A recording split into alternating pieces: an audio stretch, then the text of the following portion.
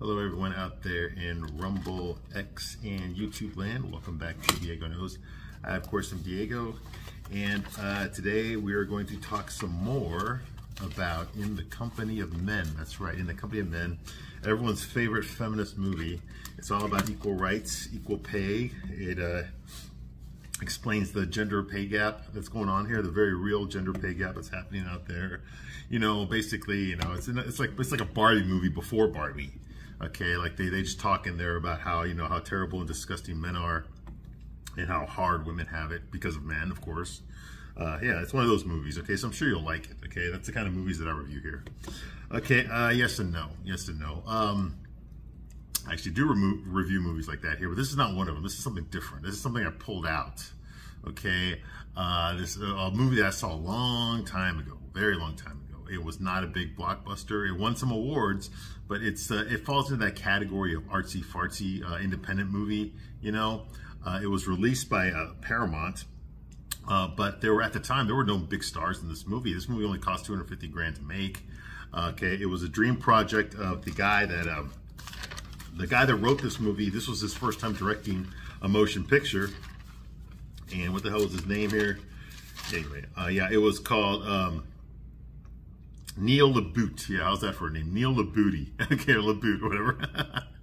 So he conceived this movie, he wrote it, the whole script himself, and then he managed to get the financing to film this movie. Now, one of the reasons this movie sticks out to me is this is the first time I ever saw Aaron Eckhart in a movie. This was his first feature film that he'd ever done. Before that, he was doing like commercials and TV shows and like some plays and shit. But this was the first feature film that he ever did. Of course, he blew up to become a big star. He's still acting today. Okay, y'all have seen him in a lot of shit. I mean, he was in The Core. That came out like after this. You know, that was like the genre of Armageddon, you know, and Deep Impact is like one of those movies. They got to go to the center of the earth to save the world from blowing up, all that kind of bullshit with an all-star cast, ensemble cast, you know, one of those movies. Okay, and then he was also in I, Frankenstein. So they're trying to make Frankenstein sexy about like 10 years ago or so. When Twilight came out and shit, you know, they were trying to make the vampires all sexy, you know, then they tried to make the werewolves all sexy, so of course they had to do Frankenstein, so they tried to make Frankenstein sexy, and he played Frankenstein. I never actually saw that movie, but whatever. And of course, you've probably seen him in The Dark Knight, the Christian Bale Batman movie. That's the one where Heath Ledger played the Joker. Yeah, he was Two-Face in that movie. That's probably where you saw him. He's done a lot of things, so oh my God. He was in Sully with Tom Hanks. I mean, I've seen him in so much fucking shit. Thank You for Smoking. I saw him in that. That was another independent movie about the cigarette industry, the tobacco industry, you know. So he's done a lot of stuff. This was his breakout role. And oh my God, he earned some accolades. I know he won a Sundance Award for best newcomer, you know, and he deserved it too. His acting is incredible in this movie. Aaron Eckhart's incredible. The other two actors, I've seen them in a couple of things, but not really. Like I've never seen them as the main character in anything. I think if you blink and miss it, you'll see the actor that plays Howard in this movie, Matt Malloy. If you blink and, you know, you'll miss him, but he was actually in Armageddon. I remember seeing him for like a second in Armageddon. He was one of the NASA guys that was there. And that's it. That's all I've seen him in. Okay. And the other girl, I have not seen her in anything except for this. That actress name, she plays Christine. And her name is Stacey Edwards, okay?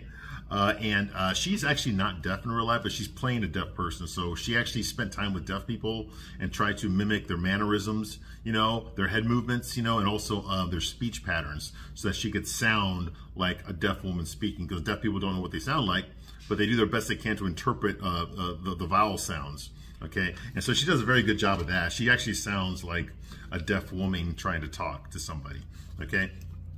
And of course, because of the nature of this movie, she gets ridiculed to no end. Okay. Anyway, so I decided to pick this movie because what I usually do on this channel is I review chick flicks here. Okay. I'll take your chick flicks, some of your favorites, like fucking, what have I reviewed? I reviewed The Notebook. What a piece of shit that was.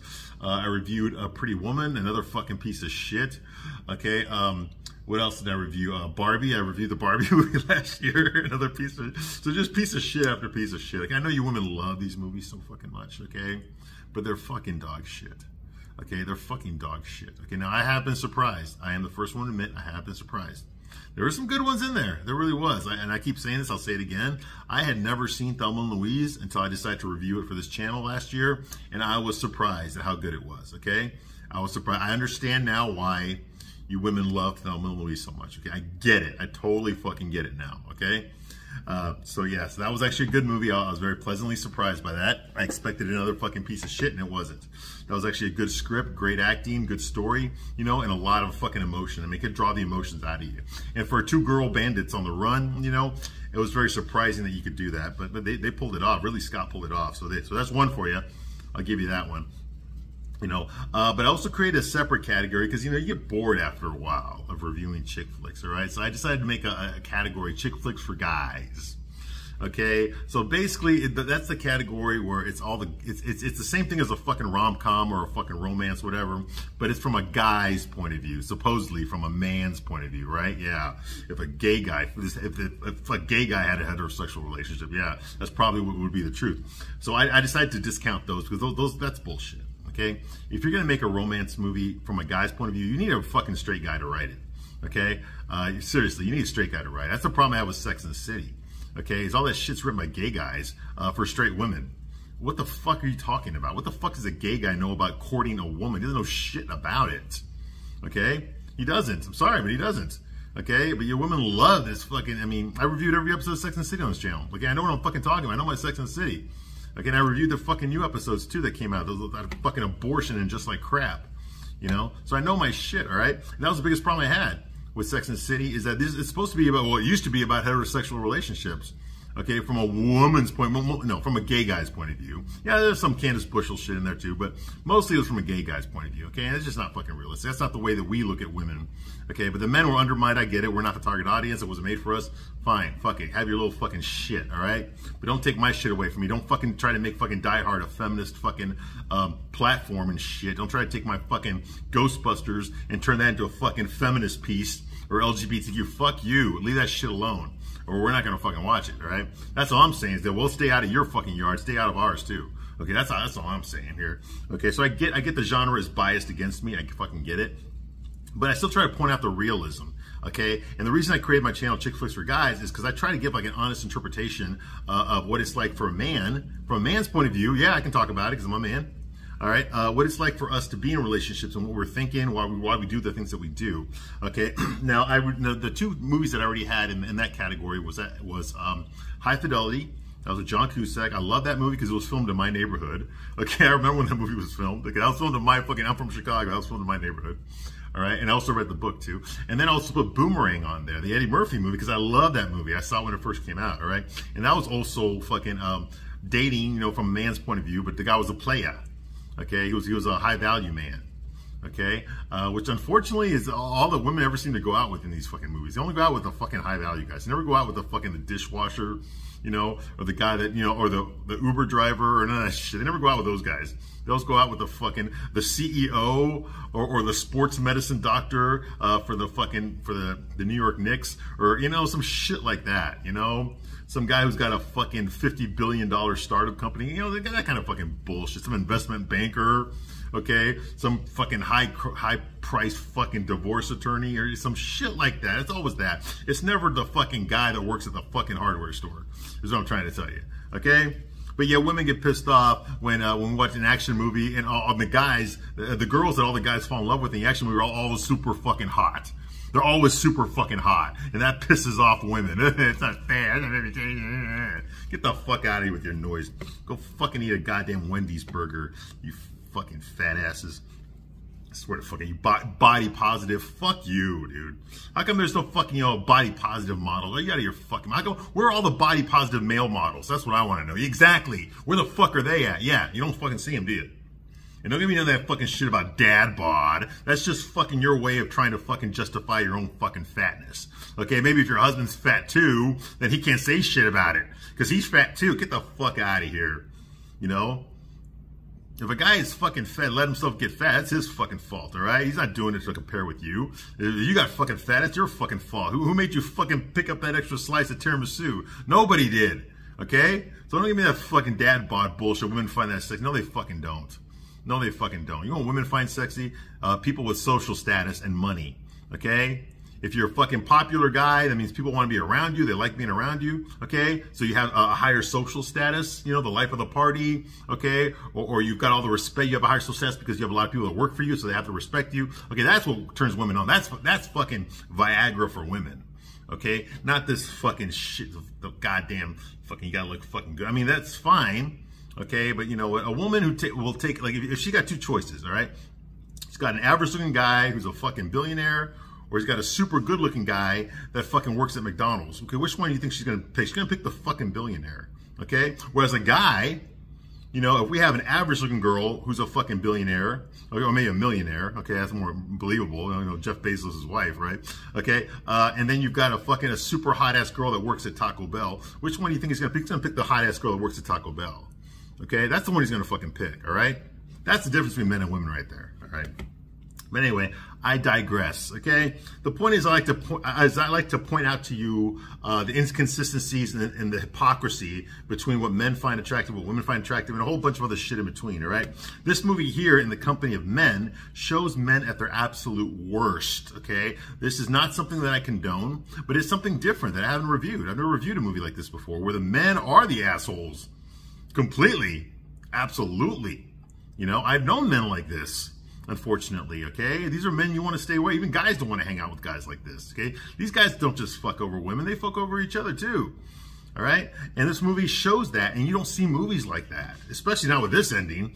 But I'm not going to spoil it for you, okay? I do recommend you watch the movie first before you watch my reviews, all right? Because I'm going to go through every fucking scene and every line of dialogue to explain to you what these characters are doing, why they're doing what they're doing, okay? And if you're a woman, if you want to know how men become assholes, well, you're on the right channel, because I'm going to explain it to you.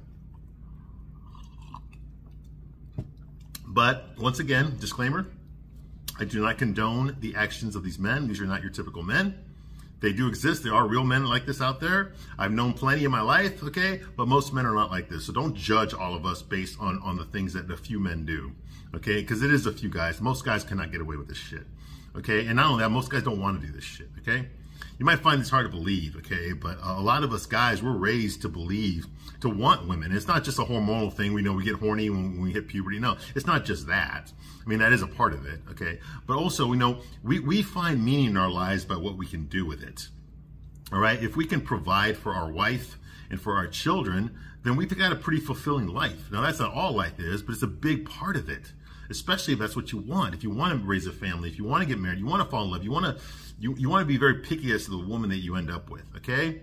You know, and she should be picky of the men that she ends up with too. And unfortunately, a lot of women aren't doing that. Okay, or they're waiting till their fucking 30s to do that, and then all of a sudden it's like, well, what the fuck? All the good guys are gone. No fucking shit, they're gone. Okay? They all went with the other girls that weren't like you. You know? They didn't want to get fucking filled out like an application every fucking night. Okay? No guy wants that. I don't give a shit what the fucking feminist Sex and the City bullshit you watch. The guys don't want that. Okay? I know no TV show's going to tell you that, no movie's going to tell you that, but guys do not want that. Okay, they just don't. Okay, I'm sorry if that bursts your fucking bubble. Okay, and if you ever believe that, then you were lied to. Okay, guys do not want to end up with a fucking whore. At least not men with self-respect, and that's the big one. Okay, there's a lot of guys out there that don't have any self-respect. I'm sorry. So you can easily find a guy that'll take you as you are. Okay, 500, 600 bodies and all, they'll take you. But those guys tend to not be the kind of guys you really want to be with, if you know what I mean. But yeah, they're there. You can have them whenever you want. Okay, but those typically don't. They're not the kind of guys that really want you. The you in here, okay? The you in here. You see what I mean?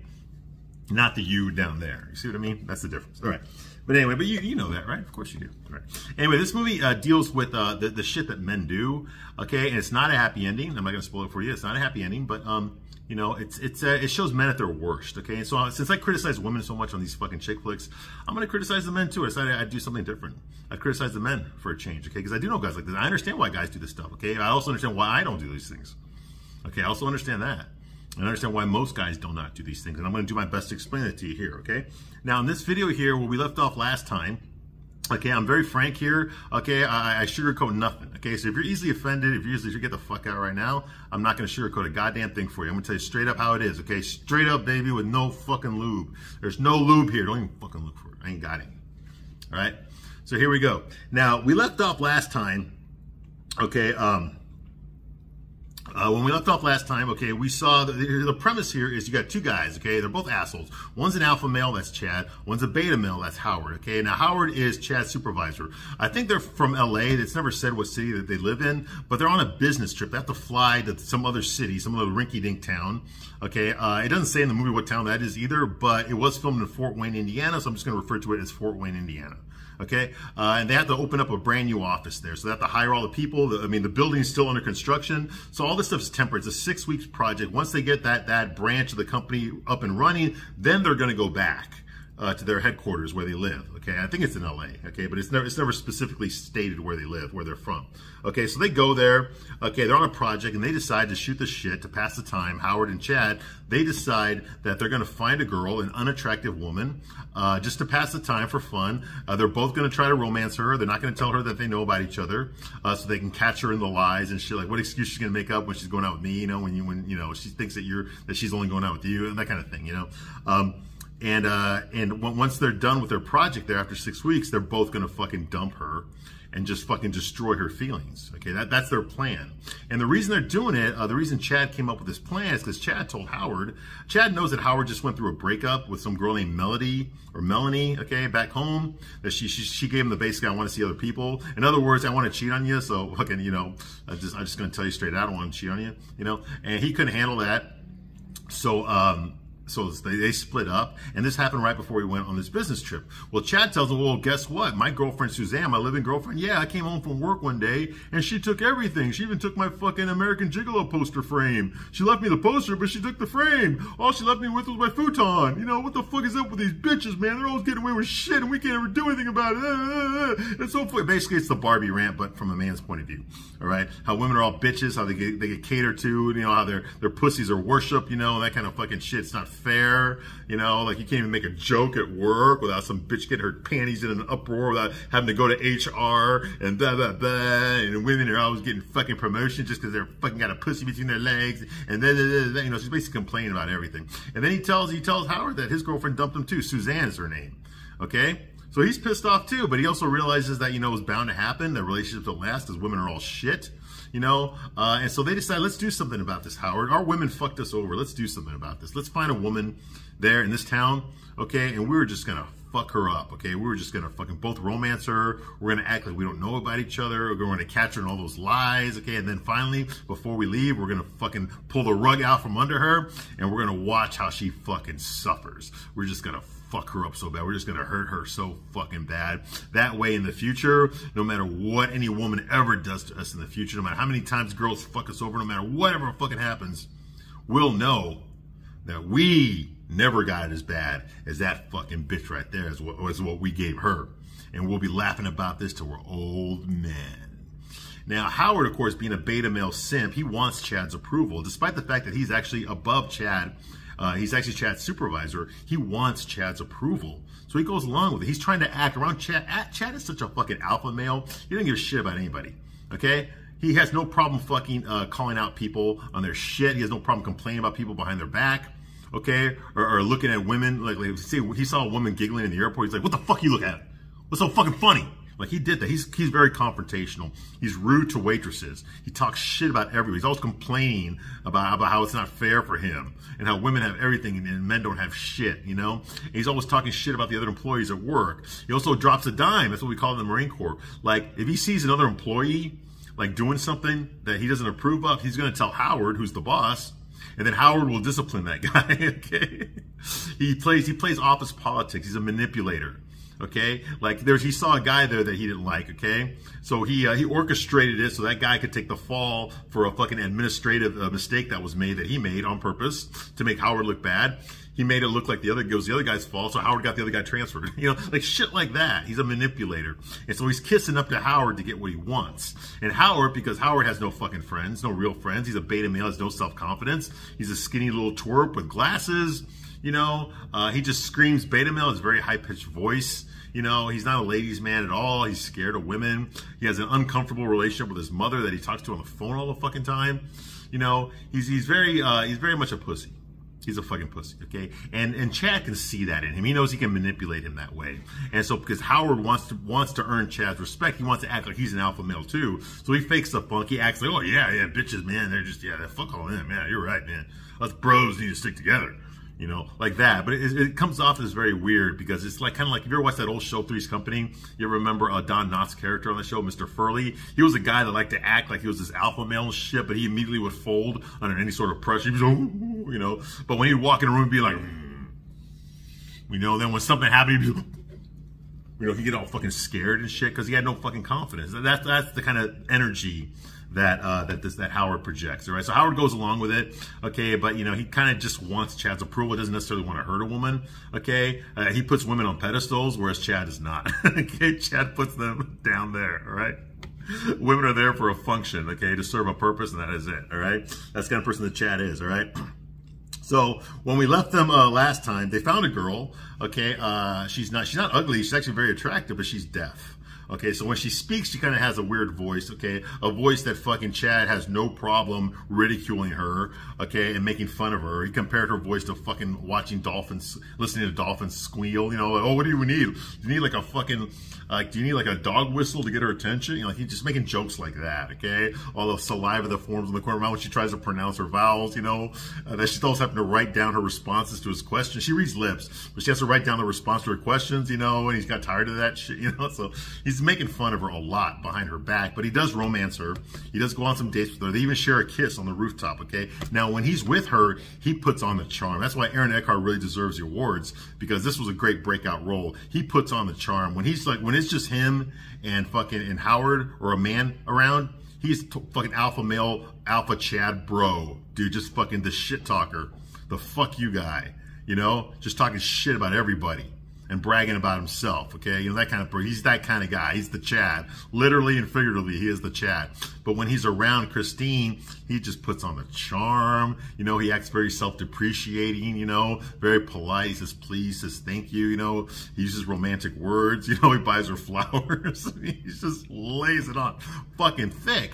Now, here's poor Christine, who's, like I said, is deaf. She's not used to guys fighting for her attention. She's not used to guys, you know, multiple men asking her out at the same time, you know, so she just feels flattered. She's kind of just going with it, okay? Meanwhile, Howard's also trying to ask her out, okay? And she likes Howard. He's nice and all that kind of stuff, but she's not attracted to him, okay? She's not attracted because he doesn't have that masculine energy that Chad has, which is weird because out of the, they're both assholes. Howard and Chad are both assholes, but out of the two, at least Howard is more sincere with what he wants. Okay, whereas Chad is just a bullshit artist, okay? He's a used car salesman, okay? He just lays on the charm, okay? So, you know, I don't want her to end up with either one of these guys, but if I had to pick one, if there had to be one, I would pick Howard, because at least Howard is nice to her. You know, he's not like talking shit about her behind her back or nothing, or making fun of her handicap or nothing like that, okay? But he's also a piece of shit, but we'll get to that too, all right? He's just not as bad as Chad is, all right?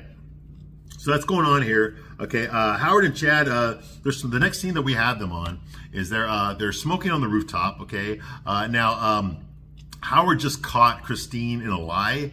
He asked her out to lunch. He said she couldn't because she had too much paperwork to do, end of the month stuff. Well, so he decided to go to this barbecue place and get a to-go order. And when he got there, he saw Christine there at lunch with Chad. So she lied to him, okay? And now she feels all guilty and shit because he caught her on a date with another guy. Because she does not know that Howard and Chad are both playing her. But Howard and Chad played it off like they knew each other, but they, you know, like, but she didn't know them, that kind of thing, you know? So he played it off like, Chad played it off like, okay, well, oh, this is my boss, Howard. Do you know him? Have you met? You know, oh, no. You know, that kind of thing. They played it off that way, all right? But Howard was clearly upset that Christina lied to him, okay? So that's going on here, all right? The very next scene here is they're on the rooftop of the building, okay, whatever office building they're on. Now, Chad's already been up on this rooftop where he kissed Christine for the first time. They went on a date. Instead of going to an office party where an employee was retiring, an office party that Howard was at, okay, and he was looking for Christine there. She was not there. She was on a date with Chad that night, and they went to the roof of the building, and they were talking and stuff, making small talk. He laid on the charm, self-depreciating, talking about how beautiful she was and all that stuff. And, of course, they kissed each other. And I don't blame Christine for falling for Chad, and I almost wish wish that Chad really was this nice guy that he pretends to be. Because when he pretends to be a nice guy, if you did not know the rest of the movie, if you've not seen any other scenes with him acting like himself, you would think that Chad was a really nice guy and that they're legitimately falling in love. But no, it's just an act. But that's just a testament how good at the acting that Aaron Eckhart has, how talented he is. Because he can make you believe he's a nice guy during those scenes. Only to fucking drop the facade like right away when she's not looking, his real face comes out, you know, like, and he knows that he's fucking with her, you know, and it's sad because you almost wish that he really was the good guy that he's acting, that he's pretending to be. All right. So anyway, Chad and Howard are talking on the rooftop, smoking cigarettes, and you know, and eating and drinking coffee from styrofoam cups. They do that throughout the entire movie. They're both dressed the same. They're always wearing the white Oxford shirt buttoned up with a 90s tie and black pants. Okay, they never take off those outfits throughout the entire fucking movie. Okay, they're always wearing the same fucking thing. All right.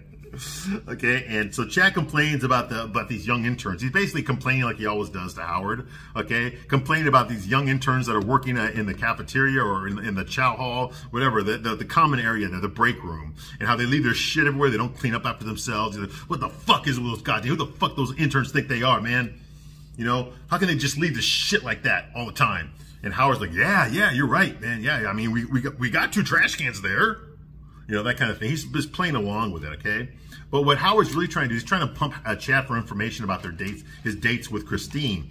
He doesn't know if Chad has had sex with Christine or not, because he definitely hasn't. He's trying to, okay? So he's trying to say that without saying it. He's trying to get that information out of Chad without actually asking him directly, okay?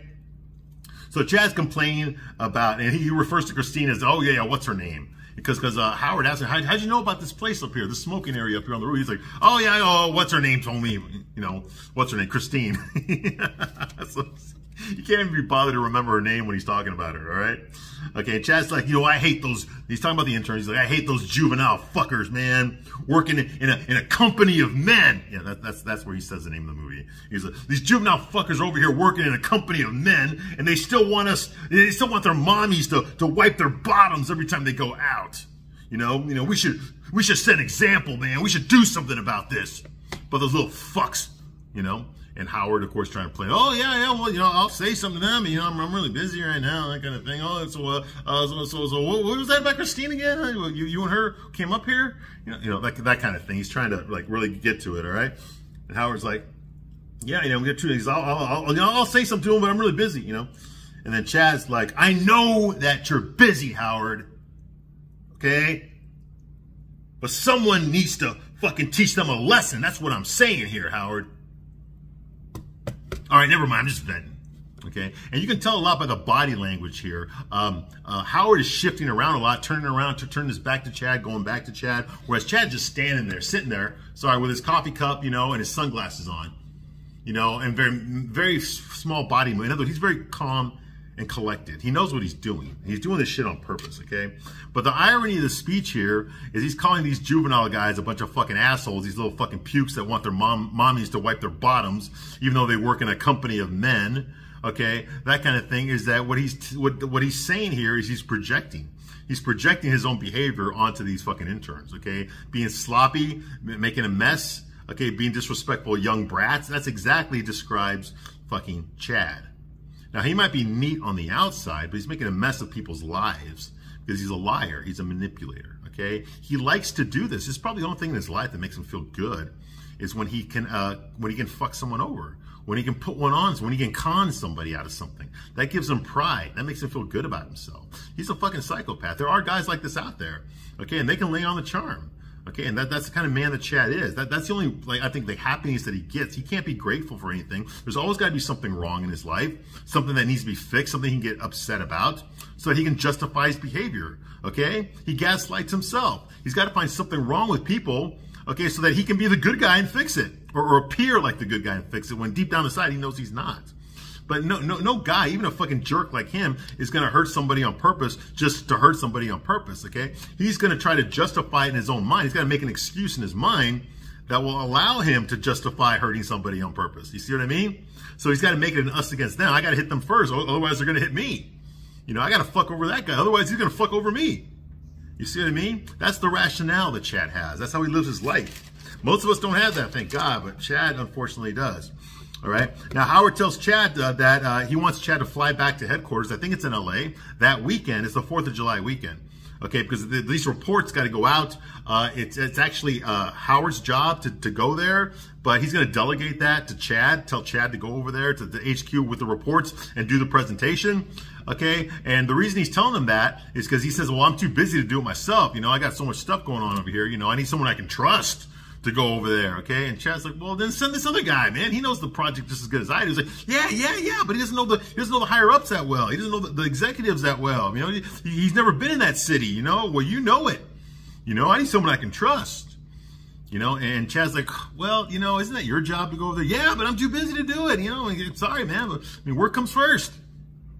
You know, like that. So fucking Chad's like, okay, fine. Okay, look, I'm salary. All right, I have no day off. Fine, I'll do it. Okay. So he decides, so he's going to go that weekend, the 4th of July weekend. He's going to fly back to headquarters. I think it's in LA, okay, to deliver these papers, okay, and do a presentation on the status of their project that they're working on. All right.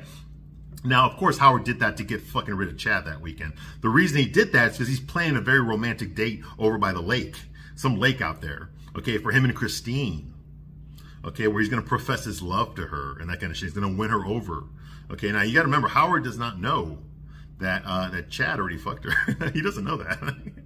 And he's trying to act all cool and nonchalant about it. That's why he's not directly asking Chad these questions, all right? Okay, but he feels threatened by Chad, and so he wants to get rid of Chad because he's his boss, so that this will give him the opportunity to romance Christine some more and win her over, okay? That's his plan anyway, and it's so obvious that that's what he's doing, okay? So that's going on here, okay? And so Chad reluctantly agrees. Okay, and then he apologizes for last week. He points out that she lied to him. Okay, you know, so she lied to him. Okay, and what he's talking about is when Howard caught them in the restaurant, the barbecue place. Okay, he apologizes to Howard for that. Okay, because obviously she lied to Howard about meeting with Chad there. Okay, so that's going on here, and then Howard says like, oh, you know, maybe one of us should I don't know, pull back a little bit here, Chad, you know, I mean, and Chad's like, okay, well, which one of us should do that then? He's like, well, I don't know, whatever, man, whoever, man, it doesn't matter, you don't care. Bullshit. He's trying to play it off, you know. It just shouldn't be so obvious is all I'm saying, you know. You know, like that, right? Chad's like, yeah, it shouldn't be so obvious, okay, because we might get caught. Yeah, we don't want to get caught, do we, Howie? You know? Now, you're not second guessing this whole thing, are you? He's like, oh, no, not at all. No. I'm just like, you know, maybe we should, you know, just lay off a little bit on it, you know. Now, it turns out that Melanie is Howard's ex-girlfriend. We never meet her in this movie. We never see her, but he talked about her at the airport when on the way. Now, Melanie was Howard's girlfriend. She dumped him. She gave him the whole fucking I want to see other people speech before he got on the plane. Okay, well, apparently Melanie has been blowing up his mother's phone, and his mother's been calling him on the office phone to tell her about his ex-girlfriend. Okay. Now, like I told you before, Chad already knew about this. This is what gave him the idea to fuck over a girl on this business trip, was because Howard's girlfriend had dumped him, all right? And so he's like, you know, so Howard points out, so Howard also points out that he saw a message in Chad's desk on his answer machine from Suzanne. Now, Suzanne, as I mentioned before, was, according to Chad, Suzanne was Chad's ex-girlfriend, okay? They were living together, and then he came home one day, and she had stolen all his shit. She moved out. All she left him was the futon and the poster of fucking the American Gigolo poster. That's it, all right? That's also what gave him the idea to do this fucking thing. That's because they both got fucked over by their women. So they want to get some payback. They're going to take it out on an innocent fucking handicapped girl, all right? And he noticed that he saw a message there from her, from Suzanne. You know, and then like now that caught Chad off guard a little bit. He's like, oh no man, I don't know how she fucking did, man. She tracked me down here somehow. I don't know how the fuck she did, but she never called me again. So like he plays it off real well. This will come back later on, or obviously it will, or else they wouldn't put it in the movie. Okay, but he plays that off real fast. Like he did not know that Howard was gonna bring that up. All right, you know. Then he tells her, "This is exactly what I'm talking about here, Howard." Okay. You start to feel sorry for them, and then right away they fucking kick you right in the fucking teeth. Women. The nice ones are all fucking frigid, but deep down inside they're all the fucking same. Just grizzle and hatred. That's all they fucking are. And I've had it with their fucking shit, Howard. I've had it with women's shit. what he says. Yeah, kind of like the Barbie speech, but the other way around, you know? Okay. All right. I'm going to stop my review right here, but I'll be back shortly to continue my review. I thank you very much for watching this long, and I'll see you soon on the next one. Bye.